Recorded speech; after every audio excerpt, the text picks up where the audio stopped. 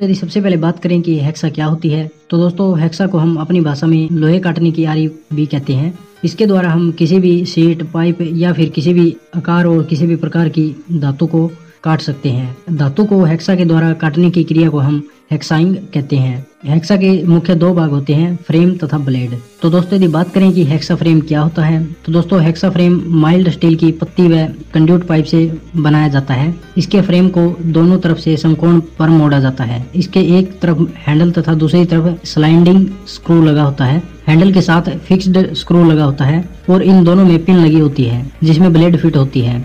Sliding screw को कसने के लिए बीइंग नट लगा होता है, इससे ब्लेड टाइट होती है। हेक्सा फ्रेम तीन प्रकार के होते हैं, slide hexa frame, adjustable hexa frame और डीप कटिंग हेक्सा फ्रेम। तो दोस्तों यदि सबसे पहले बात करें स्लाइड हेक्सा फ्रेम के बारे में, तो दोस्तों यह माइल्ड स्टील की पत्ती को समकोण पर मोड़कर बनाया जाता है। दोस्तों इस फ्रेम में केवल एक ही साइज का ब्लेड फिट होता है। यदि फ्रेम 250 mm का है तो ब्लेड भी 250 mm का ही लगेगा। यदि फ्रेम 300 mm का है तो ब्लेड भी 300 mm का ही लगेगा। इसके बाद है दोस्तों एडजस्टेबल हेक्सा फ्रेम। इस फ्रेम के दो भाग होते हैं तथा इन पर लगी पिन द्वारा फ्रेम की लंबाई को कम या ज्यादा कर सकते हैं। यही कारण है कि इस फ्रेम में हम अलग अलग साइज के ब्लेड फिट कर सकते हैं।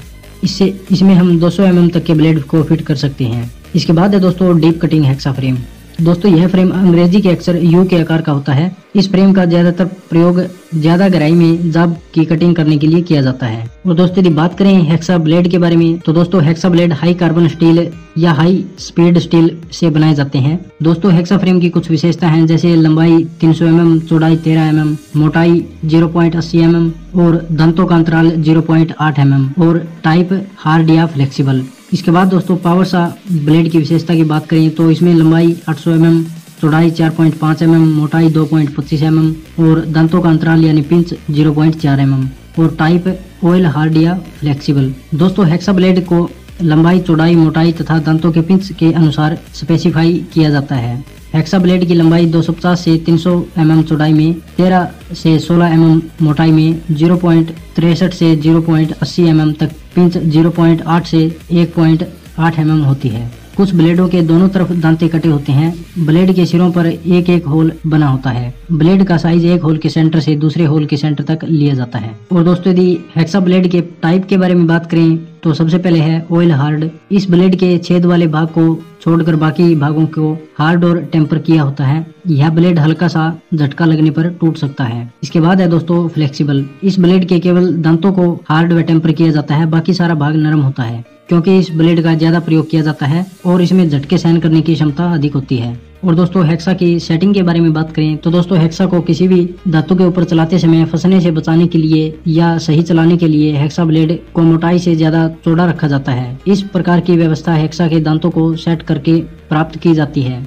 हेक्सा के दांतों की सेटिंग दो प्रकार से की जाती है, नंबर 1 तरंग सेटिंग और नंबर 2 टेढ़ी मेढ़ी सेटिंग। तो दोस्तों तरंग सेटिंग की बात करें तो दोस्तों इस प्रकार के ब्लेड में दांते यानी पिंच तरंग के रूप में सेट किए जाते हैं। और दोस्तों आपको काम सही तरीके से करने के लिए उचित पिंच वाले ब्लेड का चुनाव करना होगा और उसे ठीक ढंग से चलाना होगा। इसके बाद है दोस्तों टेढ़ी मेढ़ी सेटिंग। तो दोस्तों इसमें एक दांत छोड़कर अथवा दांतों के एक ग्रुप को छोड़ते हुए दूसरे दांतों या दूसरे दांत के समूह को टेढ़ा कर दिया जाता है। यह क्रम मुक्त कटाई में मदद करता है तथा अच्छी पिंच क्लियरेंस को मैनेजमेंट करता है। इसके बाद दोस्तों बात करते हैं हेक्साइंग के बारे में कि हेक्साइंग किसे कहते हैं।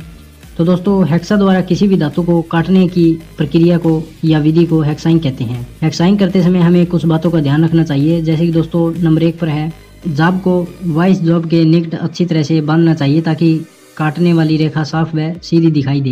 नंबर 2 है धातु के आकार व कठोरता के अनुरूप ही सही ग्रेड के ब्लेड का चुनाव करें। नंबर 3 है हेक्सा ब्लेड के दांतों को आगे की तरफ रखकर ठीक प्रकार से कसना चाहिए। नंबर 4 है हेक्साइंग करते समय बाएं हाथ के अंगूठे के साथ मेटल पर गाइड कट देना चाहिए ताकि ब्लेड फंसे नहीं। नंबर 5 पर है हेक्सा फ्रेम को दाएं हाथ से तथा फ्रेम का अगला हिस्सा बाएं हाथ से पकड़ना चाहिए। नंबर 6 पर है ब्लेड को गाइड काट से सीधा रखकर हल्के दबाव से काटना चाहिए। नंबर 7 पर है ब्लेड को आगे ले जाते समय दबाव देना चाहिए और वापस लाते समय ब्लेड को ढीला छोड़ देना चाहिए। इसके बाद है दोस्तों हेक्साइंग करते समय धातु के अनुरूप ही कूलेंट का इस्तेमाल करना चाहिए। इसके बाद है दोस्तों हेक्सा को 40 से 50 स्ट्रोक प्रति मिनट पर ही चलाना चाहिए। इसके बाद है दोस्तों जाब को वाइस जा से अधिक ऊंचा नहीं बांधना चाहिए क्योंकि इससे चैटरिंग होगी।